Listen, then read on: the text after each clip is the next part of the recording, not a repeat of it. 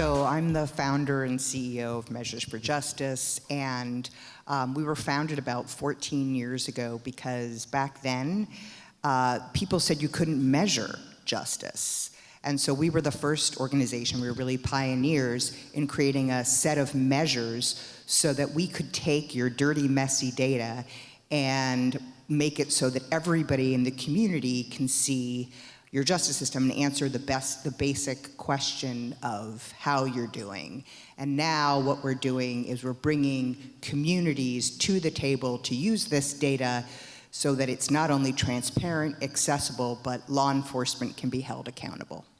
Awesome, thank you. Ken? Yeah, thank you. Thank you everybody for having us. My name is Ken Oliver. I'm the VP of Corporate Social Responsibility for Checker, which is the largest background check company in America. I'm also the Executive Director of their corporate foundation, where our primary mission is fair chance hiring and providing pathways to justice-impacted men and women into the tech and knowledge-based economy through apprenticeship programs, reskilling programs, and we also spend a lot of time teaching change management to corporate America and teaching them how to onboard fair chance candidates into their DE&I pool. Awesome. So Ken, I'll stay with you. Can you give us an overview of how Checker is using technology to improve the accuracy and fairness of background checks? Sure, that's a great question. I think, fairness, the word fairness can be misleading because a background check is relatively agnostic and an objective exercise that's going to get a court record and delivering that to a customer. I think what we've done, seeing the disparate impact on Black and brown communities and seeing the adverse actions that happen when candidates get rejected out of the workforce after a background check, is we built in several technology tools to help both adjudicators in the process. So we have a product called Assess, which actually helps people do the nature by nature tests, kind of mandated by the EEOC, to show that just because you see a particular criminal record on a background check doesn't mean that you should exclude the candidate. And so we teach and have automated a way for them to use a matrix to be able to help them guide their decision when they measure how long ago the particular charge was, what was the nature of it, and is it connected to the actual job that the person is applying for? So that's been very helpful for our customers. We also have a feature called Candidate Stories. So when someone does get an adverse action, the employer can reach out to the candidate, we notify the candidate, and then they can submit a story that provides the circumstances and background of what a particular charge is to the employer. And as a result of that product, we last year were responsible for helping facilitate 56,000 hires of justice-impacted people across America who used the candidate story feature, and the employers used that and gave them an engage and actually hired the candidate. So those are some of the tools that we use technology for to help even the playing field, but fairness really is about a value. And the fairness really doesn't lie with the technology company, it lies with the adjudicator, whether they decide to be fair based on a given charge or not. Awesome, thank you. Amy, could you explain the mission of Measures for Justice and how it aims to transform the criminal justice system through data? Yeah, absolutely. I also just want to do a little bit of level setting because you have two people here on the panel, and we represent, in a sense, the whole system, just between the two of us in terms of data, right? And in terms of, so the data in the United States is completely siloed, all right? So Measures for Justice works on police data, which is, that's how people enter the system. And then they get prosecuted, right? And we work on prosecution data, and then they get adjudicated in the courts. And then it goes into the back end of the system, which is when people get released, which is, basically corrections data, and that's where so much of the impact happens, which is incredibly important in what you're talking about. That's why I think it's great, Ken, that we're both on this panel, because what we can do is really give you a sense of the span of the problems. All right, so after I've sort of done that, let me just go back and answer your question. So Measures for Justice is leading a movement to make criminal justice data transparent and accessible so that people can understand it, and then so that communities can hold the system accountable. And we do that by, one, we take your dirty, messy data that's never been used before, and then we put it in a form so that everybody can see it with measures. And people say, like, what's a measure? Like, how many people are in jail only because they can't pay $500 bail, something like that. And then we put it in this form so everybody can see it, and you can look at it by racial disparity. And then we bring the community in to use that data so that they can have the difficult conversations and set data-driven goals. So that's what we do. Oh, that's good. And so for both of you, how can we assure that data used in the criminal justice technology is accurate, considering personal bias? Is that possible?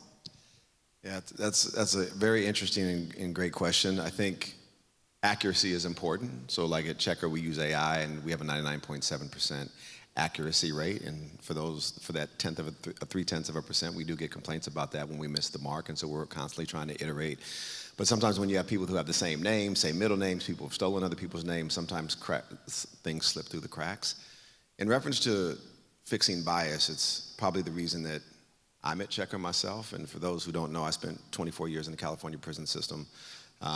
And built a nonprofit out in California that was responsible for reskilling and upskilling justice-impacted men and women to get into the tech sector and knowledge-based economy. And as a result of that work, Checker, the background check company, a tech company, wanted to bring somebody in with lived experience who could kind of understand both the ins and the outs of what was happening in the criminal justice system, proximity. And so what I do and what they allow me to do is we teach. We have over 100,000 customers, and I hold multiple workshops all during the year teaching customers about their unconscious bias and sometimes their conscious bias around what it means to have a record. There's 80 million people in America that have some form of arrest record, right? And the Justice Department thinks that's going to be 100 million by 2030. So it's really 36% of the workforce. And so what I go in and do is teach, like, I try to normalize what a record means and dispel some of the myths around what it means to have a record, especially when it comes to violent offenses. Those folks typically have the lowest recidivism rates, but typically when I hear from CEOs and executives, when they're willing to try something like second chance hiring, the first thing they say is they don't want people with violent felonies. And so I go in there and teach and dispel some of the myths around that. Bias is hard. We live in a country that has done very well at othering people when it comes to statuses and creating stigmas, et cetera. And so unwinding something that's gone as far back to King's England, where they had this notion of civil death, right? Where you commit something, you can't marry, you can't do anything. And we still kind of have held on to that. And so unwinding that is a very difficult process, because we've all watched plenty of episodes of Dateline and Snapped and John Walsh and all the rest of that kind of stuff. So unwinding that is an uphill battle, but I really enjoy doing it, especially with my own lived experiences, because when I go in as an executive and speak to other executives, like the last thing that they think is that I did a quarter of a century in prison. But after I'm able to speak to them and engage their leadership team, then they're really amazed at, like, oh, we didn't know that somebody who could do that much time in prison from South Central Los Angeles could actually come in here and do the things and say some of the things that he says. And so what I try to do is open the doors and show that, like, I'm not an anomaly. There's hundreds and hundreds of thousands of people that, given the opportunity, could play in the same sandbox that I'm playing in and you know, have the same potential that I have. So that's really how I do it, through narrative change. And it's a tough job. I mean, we're still dealing with institutional racism in this country. We're still dealing with women's reproductive rights in this country. We're still dealing with things that have been around for hundreds of years. And so it's a marathon, not a sprint, to quote my boy, R.I.P. Nipsey Hussle. Absolutely. Amy? Okay, what Ken is talking about here is so important, because what he's doing is helping to build a movement to make the people who have gone through the system have power, and to explain with data what the impact is. And that does not happen very much or enough in America. And to, like, put a point on that, we don't know very much about how our criminal justice systems work. So I want you to think about for a second, like, think where you live. You live in a county, right? Now, if I asked you in that county, how are the schools? You would probably say, oh, I know that this school, you know, has great teacher-student ratios, and that's a really good school, and I'm going to try and move to that school district. And you know that because we have all sorts of measures for that school, right? And if I said to you, how are the hospitals here in Birmingham? You could tell me probably by name, like where to go if you're pregnant, where do you go if you have cancer. You would know, and we have all sorts of measures for that, like survival rates and, you know, doctor-patient handoffs and all these things, right? But if I said to you, so how is the criminal justice system here, and how does it compare to other counties surrounding, and how does it compare to other southern counties, you would have no idea. And that's because we don't have the data and we don't have the measures yet. And by that I mean, like, you can't compare the police here to the surrounding precincts and the court here to the surrounding ones, and that's just, and the communities aren't involved in saying, look, we saw that over the past 6 months, you've only given white people a break in terms of DUIs, and you haven't done that same thing for people of color. Why is that? We need to change that number. That happens all across America in terms of water supply. This happens all in places everywhere, but not in criminal justice. And that's because we haven't had the data and we haven't asked for it. We haven't, and it's because, you know, in a way, people who experience the criminal justice system don't form that kind of constituency for it. So what we're doing is helping to build a movement so that not only we can get the data and make the data transparent and then make it accessible and understandable, but then also to make communities understand the data and make the law enforcement and courts accountable. That's where we're going. Well, let's continue down this thread. Amy, can you talk about how Measures of Justice is involving communities around that data collection? Sure. So what we do is, for example, like we have a product, it's called Commons. And actually, I'd like to call out our Director of Engagement is here, Precious Freeman. Just stand up for a second. She's here. Precious is here. She's local to Birmingham. And she heads an engagement team of 6 people, and 5 of them live here in Alabama. I think 4 of them in Birmingham, and I may have gotten that slightly wrong, but in the Birmingham area. And basically what she does is she builds a community advisory board, and they come in and they talk to the prosecutor about what data they want to see, and then and if the prosecutor is not collecting that data, they have to start collecting it, and then they set a data-driven goal. For example, we're working in East Baton Rouge, Louisiana, Rochester, New York, and in Yolo County, California, where the prosecutor worked with the community, and they said, okay, we're gonna make a goal to divert 10% of all felonies. So you can see when the data goes public, you know, the data's at, 3%, and then when they know they're going public, whoop, right up to 10%, right? And then it goes above 10%. And then the community starts digging into the data and they see that there are huge racial disparities, right? And that, an enormous number of black people are coming in, especially from this one precinct. And the prosecutor's like, look, I can't control what the police arrest, but what I can do is change the criminal history disqualifier, which makes so that people can't get diverted because they have been arrested before, right? So then he changes that and the number of black people double in the next month. That's what we do. We come in, we bring the community to the table, and they're empowered now, and then they're watching. And then you see how, and then they do things like they have town halls with the data. And at one of the town halls, it was about DUIs. And then the Latino community said, look, there's a huge number of disparities in this data. And so then the prosecutor goes out and he educates law enforcement about, like, we're seeing this in terms of the data. And then we go out and we educate people in the communities. The prosecutor did that. He went and said, we're gonna go educate people in the communities, and then you can see that number go down. So it's about course correcting and empowering communities to own their criminal justice systems, right? Because it's their data and it's their law enforcement, and it's making sure that they are empowered to do that. That's where this movement's going. Awesome, thank you. And this is for both of you, but I'm gonna start with Ken. Ken, when you think about the justice system, how can we ensure transparency and accountability when private companies are the ones that's providing the technology solutions? When you say transparency, are you talking about transparency into someone's record, or what are you referencing? I think transparency with records, but also transparency in what they're doing with the information. How are they deciphering it? Right.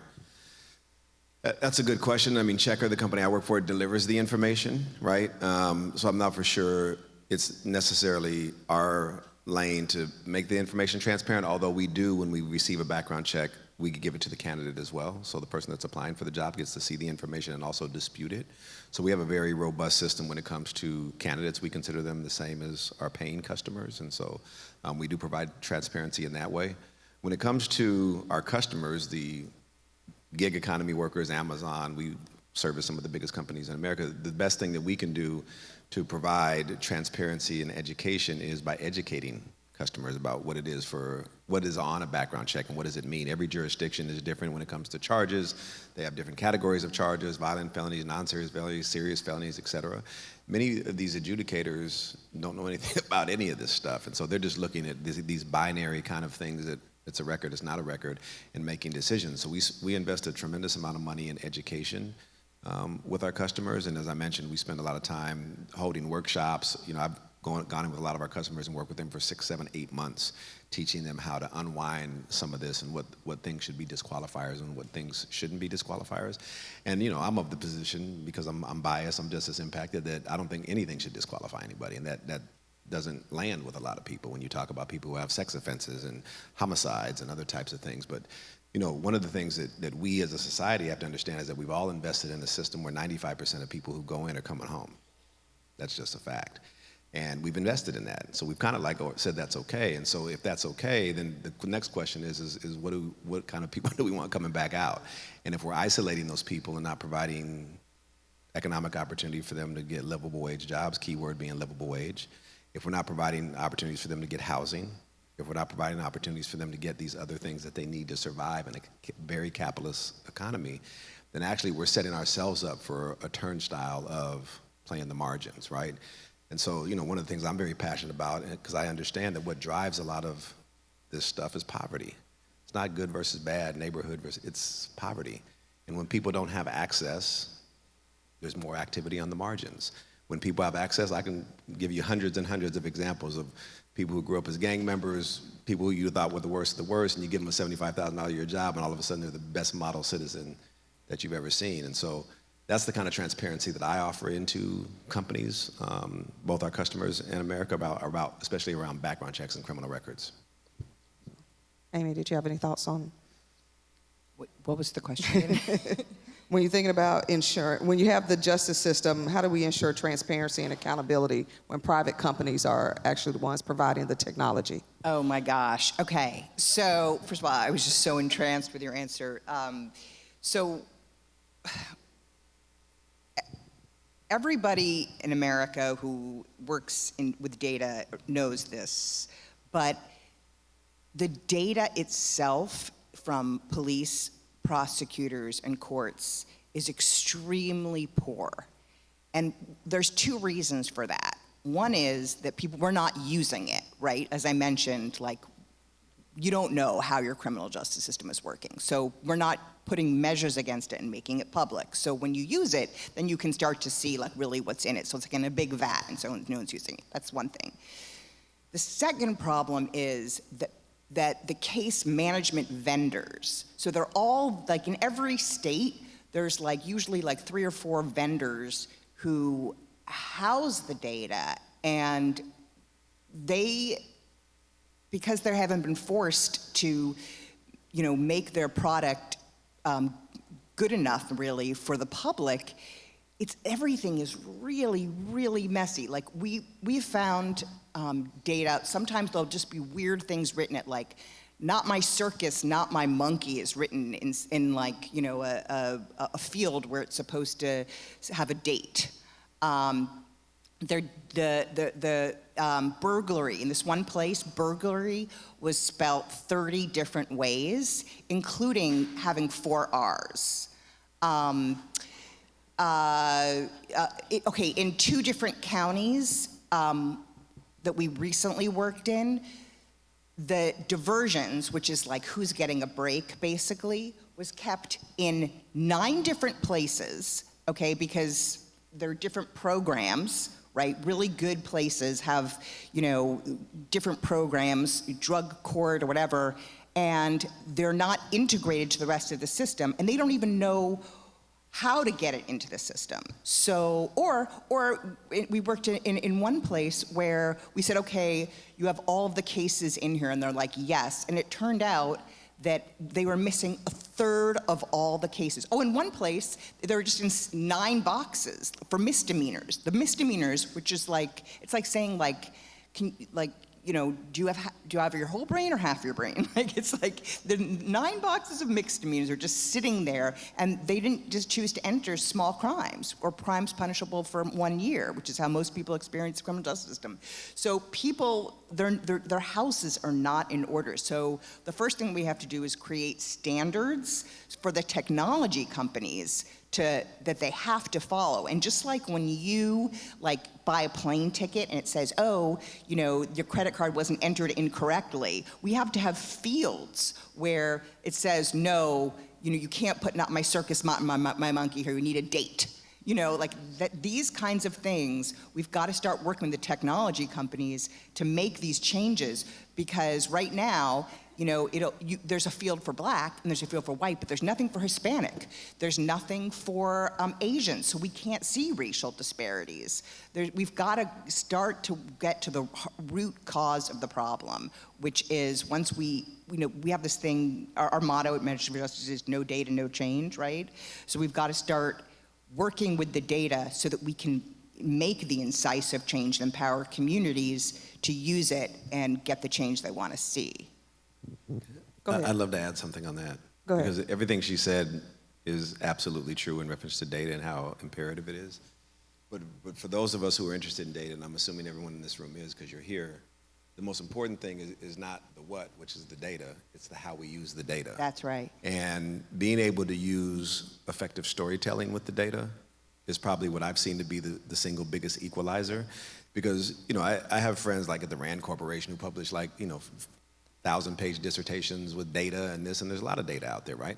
But you have to make it digestible for people who are making the decisions, whether it's policymakers, business leaders, et cetera. So I would encourage all of us to consider and look into the best way to tell the story with the data, right? Because it makes sense. Storytelling people resonate to.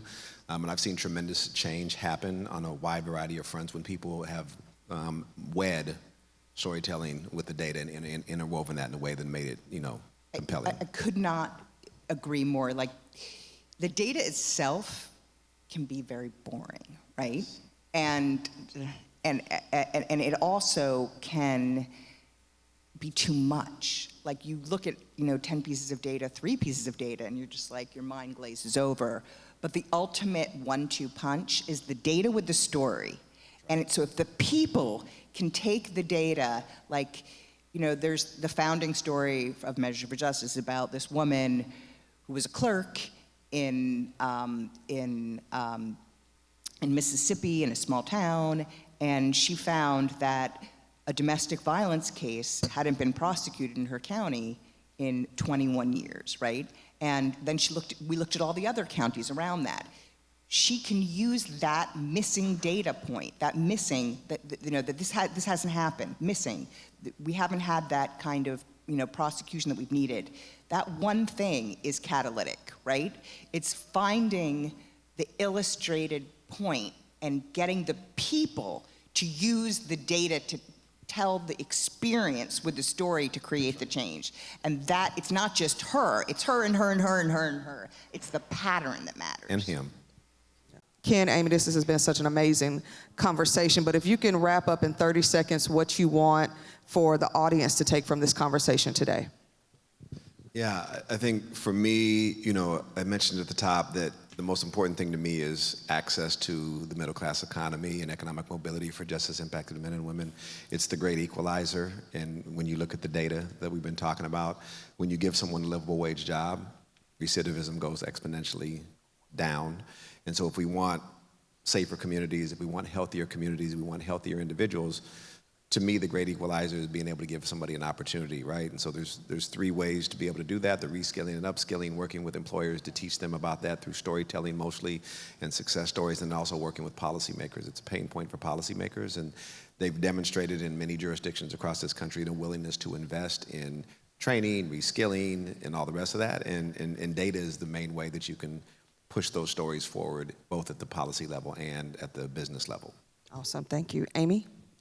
In opaque systems, this is really about people, but in opaque systems, you need data as a lever in, and that's why the motto is no data, no change.